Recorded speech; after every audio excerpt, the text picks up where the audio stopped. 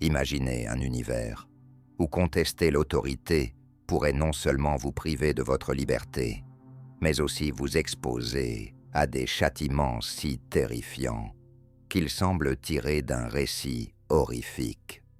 C'est le triste quotidien du système judiciaire de l'Empire britannique, une période marquée par une application des lois d'une rigueur et d'une ingéniosité sans pitié. Dans cette vidéo, nous examinerons les méthodes de punition les plus horribles et choquantes employées par l'Empire britannique. Ces pratiques avaient pour objectif non seulement de contrôler la population, mais aussi d'exercer une cruauté extrême, allant des flagellations aux exécutions publiques. Nous mettrons en lumière cet aspect obscur de l'histoire que peu osent évoquer. Êtes-vous prêt à plonger dans un passé où la justice était souvent synonyme de souffrance? Restez avec nous pour explorer des méthodes de punition si radicales qu'elles ont influencé la structure du système juridique britannique et ont marqué l'histoire de manière profonde. Le code légal impitoyable de l'Empire britannique reposait sur un cadre strict surnommé le Bloody Code. Durant le XVIIIe et le début du XIXe siècle, ce système inquiétant couvrait plus de 200 crimes passibles de... Des délits aussi banals que le vol de pain ou l'agression pouvaient se solder par une exécution. Cette conception de la justice reposait sur l'idée que la peur découragerait la criminalité, une notion particulièrement bien exprimée par le philosophe Jeremy Bentham, qui déclarait « Le plus grand bonheur du plus grand nombre est le fondement de la morale et de la législation. » Malgré les critiques de figures comme William Wilberforce, qui remettaient en question la moralité de ces pratiques, ce code légal a persisté pendant de nombreuses années. Cette rigueur ne se contentait pas de toucher l'Angleterre, mais se propageait également aux colonies, où des mesures encore plus sévères étaient souvent appliquées pour maîtriser les populations autochtones. L'emblématique Cathay aux Nine Tails, chatte à 9 queues, figure parmi les instruments de torture les plus... Ce fouet, constitué de 9 cordons tressés, avait pour but de provoquer une douleur intense tout en permettant à la victime de survivre pour subir l'épreuve. Les marins accusés d'insubordination ou les détenus dans des colonies pénitentiaires comme l'Australie étaient souvent exposés aux 409 thalles, symbole de discipline et d'autorité impériale. Cette punition se transformait en un véritable spectacle, souvent exécuté en présence de pairs pour donner un avertissement. Chaque coup de fouet déchirait la peau, causant des blessures aisément visibles et horrifiantes. Ceux qui en réchappaient gardèrent des cicatrices, témoins tangibles de leur soumission à l'autorité impériale. La marine britannique, renommée pour sa discipline rigoureuse, a documenté des instances où les flagellations culminaient en dizaines, voire en centaines de coups, selon la gravité de l'infraction. Dans de nombreux cas, les effets étaient catastrophiques. Dans de nombreux cas, des médecins étaient présents pour garantir que la victime survive aux blessures, permettant ainsi à la peine de se prolonger. Les témoignages historiques des colonies pénitentiaires montrent que le cat tails était généralement appliqué avec une rigueur extrême. Les condamnés à la flagellation étaient immobilisés sur un cadre pour éviter tout mouvement, assurant ainsi que la punition se déroule comme prévu. Ces événements fascinaient des foules, généralement constituées de milliers de spectateurs, faisant de la punition des criminels une source de divertissement macabre. Les condamnés pour divers crimes, allant du vol au meurtre, étaient souvent exécutés sur les marchés, dans les places publiques ou près des... Un spectacle de la justice. Le processus était délibérément prolongé pour renforcer son effet dissuasif. Les condamnés étaient exhibés dans les rues, souvent enchaînés, avant d'être menés à la potence.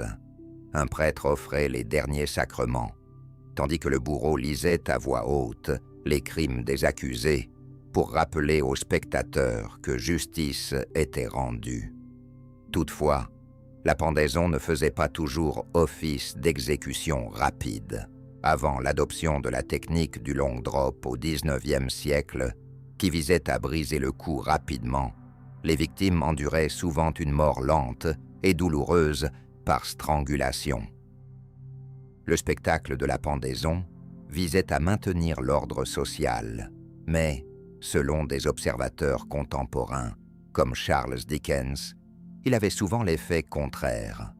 Dickens soutenait que ces événements déshumanisaient à la fois les condamnés et les spectateurs, engendrant une ambiance de cruauté au lieu de justice. Étranglement. Dans certaines situations, les pendaisons publiques échouaient complètement et faisaient des criminels des héros populaires. Cela était particulièrement le cas pour des personnages comme Jack Sheppard, dont les évasions audacieuses et la défiance envers l'autorité fascinaient le public. Lorsque son heure est finalement arrivée à la potence, vers la fin du XIXe siècle, les exécutions publiques furent abolies en Grande-Bretagne et reléguées derrière les murs des prisons, dans le cadre de réformes plus étendues du système judiciaire. L'exécution par peloton d'exécution était une méthode employée dans l'Empire britannique, principalement pour les soldats jugés coupables de désertion, de mutinerie ou de lâcheté. Cette pratique mêlait discipline et humiliation publique, ayant pour but de dissuader d'autres de commettre des offenses similaires.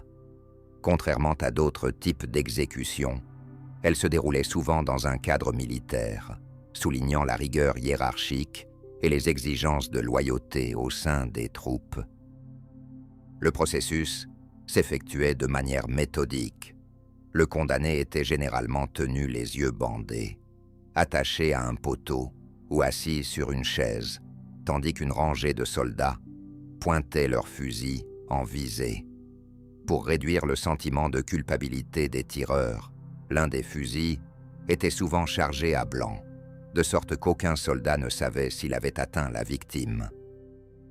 Des exemples marquants d'exécution, par peloton d'exécution, se produisirent pendant les guerres, notamment durant la Première Guerre mondiale. Les archives révèlent que des centaines de soldats britanniques furent exécutés pour désertion ou désobéissance. Dans le contexte éprouvant de la guerre de tranchées, certains critiques soutiennent que beaucoup de ces hommes souffraient de troubles psychologiques non diagnostiqués, tels que le choc des obus, désormais considéré comme un trouble de stress post-traumatique, TSSPT. Malgré ces débats, l'armée britannique défendait cette pratique comme une mesure essentielle pour garantir la discipline. La fille du fouilleur, bien que moins utilisée que d'autres formes de châtiment dans l'Empire britannique, était un dispositif de torture notoire lié à la Tour de Londres. Nommé d'après son inventeur, Leonard Skevington, un lieutenant de la Tour sous le règne d'Henry Prum. Cette machine infligeait une douleur terrible par compression. Elle était conçue pour déformer le corps de manière insupportable. La victime était contrainte de s'agenouiller, avec la tête, les mains et les jambes fortement entravées par un cadre en fer. À mesure que le mécanisme se resserrait, il écrasait le corps, provoquant une douleur aiguë et souvent de graves blessures internes. Destinée principalement aux prisonniers politiques et aux personnes accusées de trahison, la fille du fouilleur constituait un contrepoint au chevalet, qui était utilisé pour étirer le corps. Alors que le chevalet provoquait des dislocations, la fille du fouilleur infligeait une forme de douleur différente. Alors que le chevalet provoquait des dislocations articulaires, la fille du fouilleur écrasait les membres, entraînant fréquemment des fractures osseuses et des hémorragies internes sévères. Ce qui rend cet instrument particulièrement terrifiant, c'est son effet psychologique.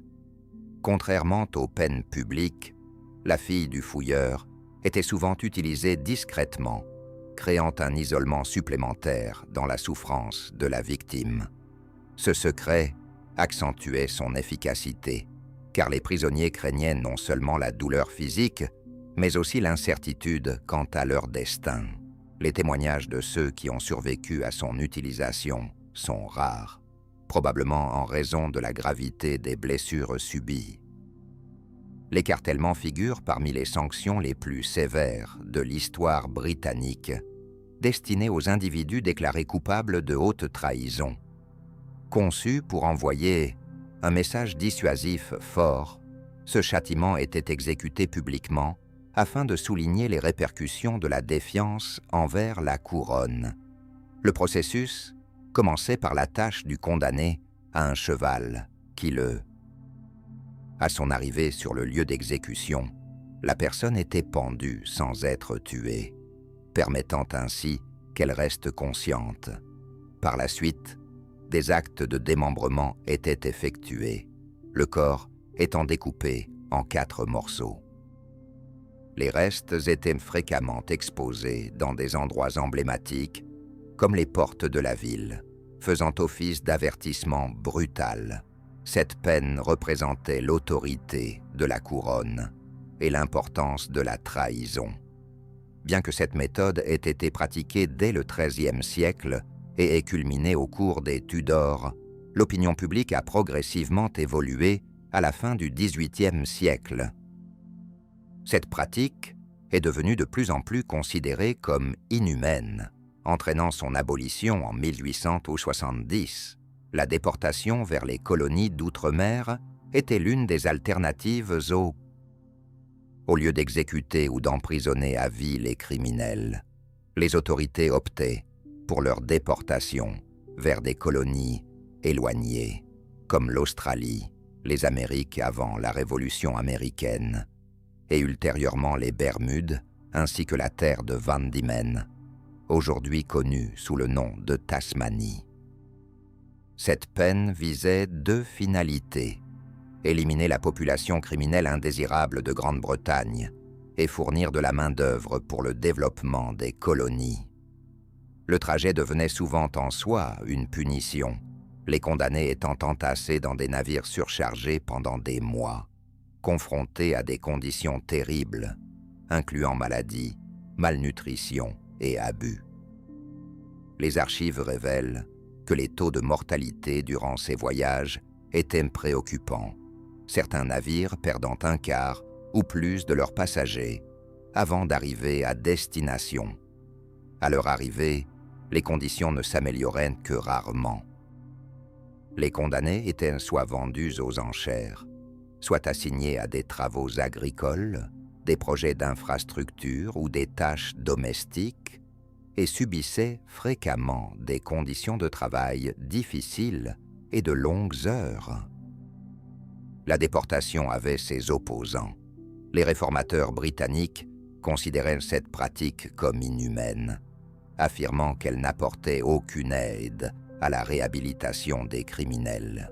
Au milieu du XIXe siècle, une opposition croissante, associée aux évolutions de l'Empire britannique, a entraîné un déclin de la déportation comme forme de sanction. Cette méthode était utilisée pour les personnes qui ne souhaitaient pas se déclarer coupables ou non coupables devant le tribunal. La punitive impliquait de coucher l'accusé sur le dos, puis de poser une planche. La pression accrue entraînait une douleur insoutenable, comprenait la cage thoracique et provoquait souvent une mort lente et terrible si la personne ne finissait pas par céder. La brutalité intentionnelle de cette méthode avait pour objectif d'imposer la soumission, mais certains préféraient endurer cette torture plutôt que de faire une plaidoirie. Pour protéger sa famille d'éventuelles conséquences et éviter la saisie de ses biens, Clitheroe décida de rester silencieuse. En raison de cette rébellion, elle subit une pression intense. Des témoins ont rapporté que son corps a été écrasé sous une porte surchargée. Sa détermination lui a valu d'être canonisée en tant que sainte catholique en 1970. Bien que peu courante, cette forme de châtiment représentait les aspects les plus sévères de la justice médiévale. La pratique de la mort par pressurage diminua progressivement en raison de l'évolution des mentalités face à ces brutalités, et elle fut abolie officiellement en 1772. Les sanctions de l'Empire britannique servent désormais de sombres souvenirs des progrès réalisés par les sociétés et des limites qu'elles ont pu franchir au nom de la loi et de l'ordre. Ces pratiques, bien que terrifiantes, illustrent le pouvoir implacable et les conséquences sévères de la rébellion. Elles soulèvent également une question. Que feriez-vous à leur place? Auriez-vous été capable d'endurer les coups du fouet à 9 lanières ou le poids écrasant de la punition? Partagez vos réflexions dans les commentaires. N'oubliez pas de mettre un j'aime, de vous abonner et d'activer la cloche pour continuer votre exploration des aspects méconnus de l'histoire. L'histoire ne se limite pas à nous transmettre le passé, elle révèle également la résilience de l'esprit humain. Poursuivons cette exploration ensemble. Musique.